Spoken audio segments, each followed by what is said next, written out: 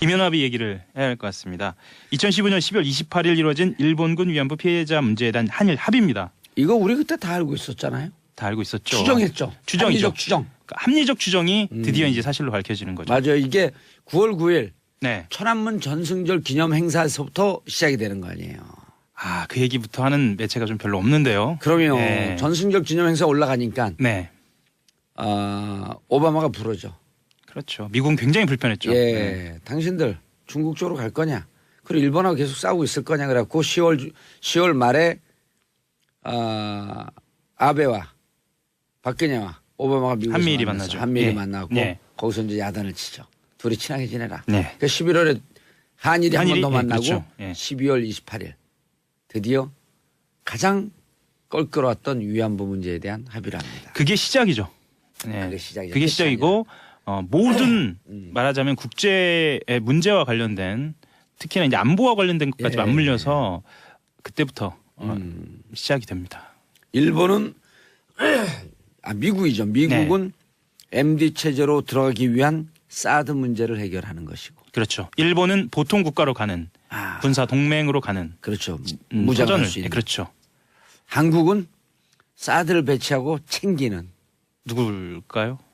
챙기는 사람 뻔하죠. 박근혜 뒤에서 챙겼던 사람. 실제로 그것에 대한 수사도 돼 있었습니다. 어느 정도. 예.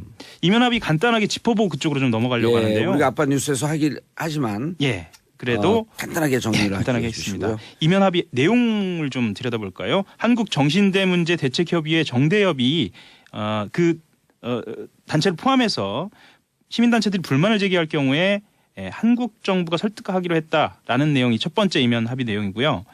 주한 일본 대사관 앞 평화소녀상 이것에 대해서 한국 측이 적절히 해결되도록 노력한다라고 얘기한 것이 또 하나의 예. 이면 합의였고요.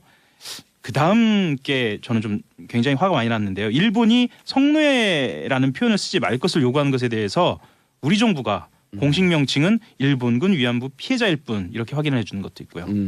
그리고 가장 논란이 됐던 겁니다. 이 불가역적 해결이라는 합의 문구는 일본이 사죄를 되돌리지 못하려고 하기 위해서 먼저 우리가 거론을 한 거예요. 그러니까 불가역적 사죄를 이야기하려고 그랬는데 일본이 실제 합의 이 과정에서 해결의 불가역성, 그러니까 사죄가 아니라 해결의 불가역성을 꺼냈고 우리가 그걸 받아들인 겁니다.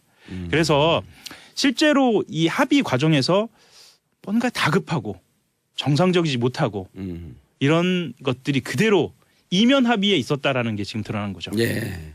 이때 미국한테 야단 맞으면서 예. 합의하고 사드는 이미 이때 결정이 됐던 거예요. 그렇다고 볼 수가 있죠. 그리고 그 예. 1월에 수소폭탄 실험, 그렇죠. 2월에 미사일 예. 발사 실험 이게 울고 싶은데 뺨 때려준 거죠. 실제로 이 이면 합의와 관련돼서 예. 일본군 위안부 피해자 문제 이면 합의와 관련돼서 최순실 씨가 움직였다라는 것을 박영수 특검에서 수사를 하기도 했습니다. 그래서 당시에 그러니까 지난 겨울이죠. 벌써 한 1년 가까이 됐는데요. 그 특검팀이 한일 관계에 정통한 제일 한국인 학자 A 씨 이 사람을 불러서 예. 당시에 이병기 청와대 비서실장 활동과 관련돼서 그리고 최순실 씨의 존재와 관련돼서 아주 강도 높게 수사를 했었어요. 이게 어떤 상황이었냐면 이병기 전 실장이 이 A 씨라고 하는 사람하고 식사를 하는 자리에 누군가가 있었어요. 그 제보자가 있었는데 그 제보자가 이 최순실 씨와 A 씨가 배후에서 영향력을 행사하고 있다. 위안부 합의와 관련돼서 그 실제로 했다라는 말을 들었다는 거예요. 그러고 나서 특검에 제보를 했고요. 예. 그래서 특검에서는 이 위안부 합의가 최순실 씨와 관련이 돼 있지 않냐라는 이제 수사를 한 거죠. 실제로 이것과 관련된 결과는 지금 밝혀져 있지 않습니다. 않죠. 예. 만약에 최순실 씨가 개입이 되어 있다, 최순실이 개입되어 있다고 한다면 최순실이 사드 배치 결정에도 개입되어 있다? 이게 라고 어떻게 연관이 될 수 있겠죠. 그러니까 한 묶음으로 예. 그때 이야기가 좀 되는데요. 왜 한 묶음으로 얘기가 되냐면 그때 이야기는 위안부 합의와 묶여서 한일 군사정보 보호 협정까지 개입됐다라는 혐의를 두고 조사를 했거든요. 그렇죠. 그러면 위안부 합의, 한일 군사정보 보호 협정 그 다음 단계가 사드죠. 사드, MD 뭐 이렇게 가는 예. 거거든요. 사드 예. 뒤에는 로키드 마틴사가 있고요. 네. 이게 2부에서는 이 얘기는 안 다룹니다. 그렇죠? 예, 최순실 씨 얘기는 안 다루게 되나요? 사드와 최순실과 로키드 마틴은 악마기자 주진우, 네. 악마기자 2를 꿈꾸는 하호영. 뭐 저는 너희들의 그렇게까지는 너희들의 뒤를 쫓고 있다. 예. 여기까지. 예. 조만간 어디까지? 밝혀져야겠죠.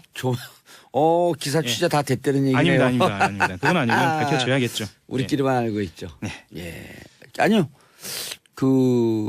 무슨 특검이라 그랬죠? 박영수 특검. 박영수 특검도 알고 있죠. 알고 있죠. 예. 알고 있을 내용은 것으로 보입니다. 추정이 되죠. 예. 알겠습니다. 좋은 선물 드리겠습니다. 박영수 특검님 기다리시죠. 조윤선 전 조경호. 청와대 정무수석 예. 기각 이야기 다음으로 좀 해보아야 할 것 같은데요. 예. 오늘 새벽입니다. 오늘 새벽에 집으로 돌아갔습니다. 예, 답답한 일인데요. 예. 그 법원의 구속 전 피의자 신문 영장 실질 심사에서 국가정보원으로부터 특수활동비를 수수했다는 본인 의혹에 대해서 소속 직원을 예. 거론하면서 부인을 했습니다. 그러니까 어떻게 넘겼냐면요. 지금 구속돼 있습니다. 당시 부하였던 신동철 정무비서관이 먼저 알아서 국정원 돈을 가져왔다. 업무 경비로 위협한 줄 몰랐다라고 이야기하면서 자기 소속 직원을 부하라고 이렇게 칭하면서 자기는 몰랐다라는 거예요. 이 사람이 그냥 돈을 가져왔고 네. 자기가 받은 게 아니고 가져오니까 네. 그 돈인지 모르고 썼다. 네. 상식적으로 이해가 안 가죠. 아니 상식적으로 이해가 가요. 그런가요? 이렇게 잔머리 굴리라고 공부 잘해서 사법고시 패스한 거예요. 그런가요? 자기 남편도 그러고 본인도 그러고. 그리고 네. 이렇게 뻔한 거짓말을 하는 것을 그 진술이 있으니 맞습니다. 라고 그렇죠. 인정해준 판사. 예, 서울중앙지법 오민석 영장전담 부장판사가요. 금품의 뇌물성 등 범죄 혐의에 대해 다툼의 여지가 있다 이렇게 봐줬어요.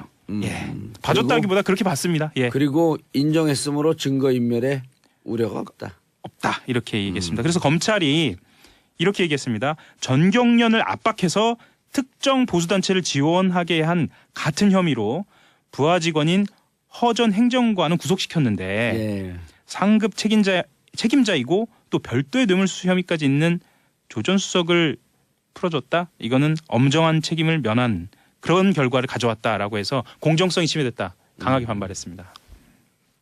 그러니까요. 오민석 판사가 판결한 이제까지 판결을 누가 믿겠습니까? 그렇게 됐네요. 예. 앞으로도 믿을 수 없어요. 여러분들 판사 있으면 안 됩니다. 김명수 대법원장님 듣고 계시죠? 이런 자. 사람들 판결하면 안 돼요. 예, 아니 검찰이 항의했잖아요. 검찰 항의한 논조에 근거해서 하는 거예요. 저는 얘기가. 그렇죠.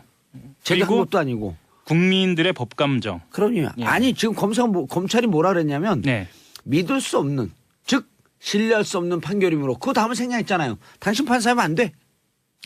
그렇게 그 이렇게 얘기한 될 수 있죠. 거예요. 예. 이런 사람들 판결한 거 어떻게 믿습니까? 상대적으로 우병우 네. 전 수석은 어쨌거나 구속 상태 풀어달라고 하는 요구가 받아들여지지 않았습니다. 예. 서울중앙지법 형사합의 2부 이유철 부장판사. 예. 제가 이름을 이야기하는 건 뒤에 좀 설명을 좀 할 텐데요. 예. 이유철 부장판사는 기존 구속영장 발부에 따른 구속이 적법하다라고 아주 심플하게 간단하게 그 거부의 뜻을 밝혔어요. 사정 변경이 없었다. 그렇죠. 아하. 예.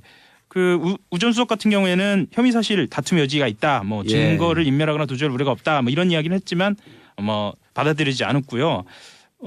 좀 주목할 만한 부분이 있는데요. 원래는 신광열 수석 부장판사 예. 뭐 이름 좀 많이 들어보셨을 텐데요. 예, 김관지, 임관빈 다 풀어줬죠. 정책실장, 김관빈 전 안보실장을 풀어줬던. 예, 이번 구속적부심 같은 경우에는 그 심판사가 맡아야 하지만 신수석 부정이 우전 수석이랑 예. 고향이 같아요. 경북 봉화. 경북 봉화. 예, 그리고 동기. 서울대 법대 사법연수원 동기예요. 예. 그래서 학교는 하나 좀 선배거려?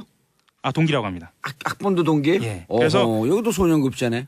소년급제죠. 그런데 우병우 수석이 조금 더 나이가 어려서 적어요. 예, 그렇죠. 예. 호적상으로 적대는 거 아니에요? 이건 뭐 그렇다는 겁니다. 그래서 어쨌든 사건 재배당 요청 해석이 받아들여졌고요. 예. 그래서 구속이 유지가 된 거 아니냐라는 분석도 나옵니다. 예. 자, 이유철 부장판사가 이러이러함으로 기각한다. 예. 그다음 생략된 말이 있잖아요.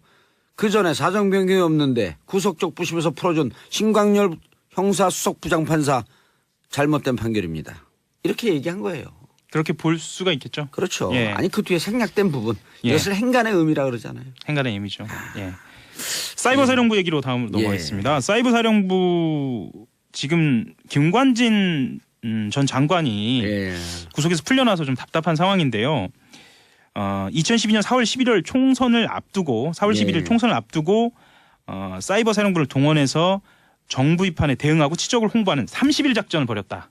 이런 문건이 나왔어요. 아, 추가 증거가 나온 거네요. 추가 그럼? 증거입니다. 어허. 예, 아주 구체적입니다. 추가 증거면 이게 다시 한번 구속영장을 청구할 수 있는 가능성은 있죠. 있다. 예, 이거 얼마나 구체적이냐면요.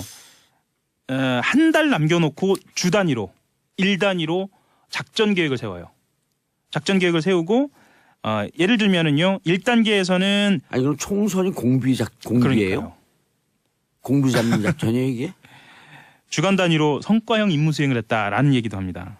그래서 2주 전에는 중도 오염 차단 이런 얘기를 해요. 중도 세력인데 좌쪽으로 기울고 있는 중도 오염 차단. 예. 그리고 바로 전주에는 우익 결집 보호 주간이다.